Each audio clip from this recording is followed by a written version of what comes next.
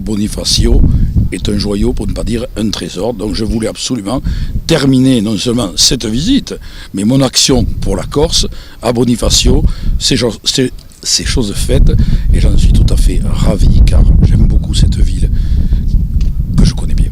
Un peu triste d'abord parce que quand on a fini un ouvrage, on est en même temps satisfait d'avoir bien travaillé, je crois que c'est le cas, avec naturellement les deux présidents, Simonetta Lamoni et l'ensemble des parlementaires, mais un peu triste parce qu'on dit c'est fini et déjà on est en manque.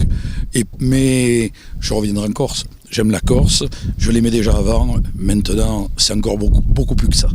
Nous devons réussir ensemble, là encore, non pas dans nos intérêts partisans, mais dans l'intérêt collectif, et c'est ça qui doit nous porter, qui doit porter chacun d'entre nous. Donc, je l'ai dit la semaine dernière, parce que je suis venu enquêter le président du conseil exécutif, je l'avais promis au maire de Bonifacio, à Charles Souch, à son conseil municipal et à la population bonifacienne.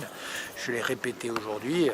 Pour moi, l'aménagement du site de la Casa de Molour, c'est un enjeu stratégique. C'est un enjeu stratégique pour la ville de Bonifacio, c'est un enjeu stratégique pour l'ensemble de la région de l'extrême sud, et c'est un enjeu stratégique pour la Corse, au plan économique, au plan patrimonial, au plan culturel, au plan touristique, au plan de la formation. Donc c'est vrai que ce dossier est dans les cartons depuis plus de 15 ans. Nous avons, vous l'avez vu, lancé les travaux de démolition et de désamiantage. C'est la première phase indispensable.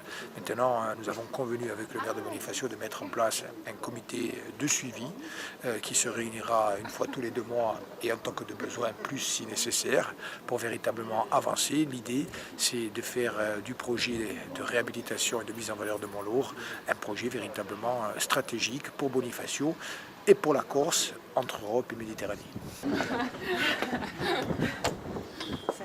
Ce site est en déshérence depuis 1993.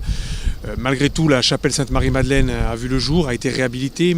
Malgré tout, aujourd'hui, on a attaqué le désamiantage et la démolition des parties que nous devons détruire.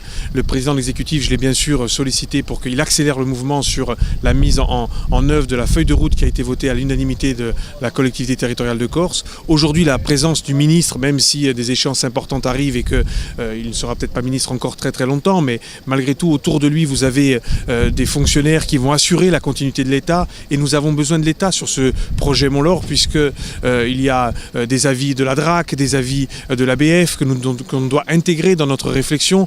Il y a des financements où l'État jouera son rôle. Donc effectivement, aujourd'hui, la présence concomitante d'un ministre d'État et du président de l'exécutif pour à la fois encore dire que les Bonifaciens, et au-delà de Bonifacio, je dirais la Corse du Sud et la Corse entière attend que ce projet Montlaur avance, parce que c'est un formidable potentiel pour l'extrême sud, c'est un formidable potentiel pour l'ensemble du territoire.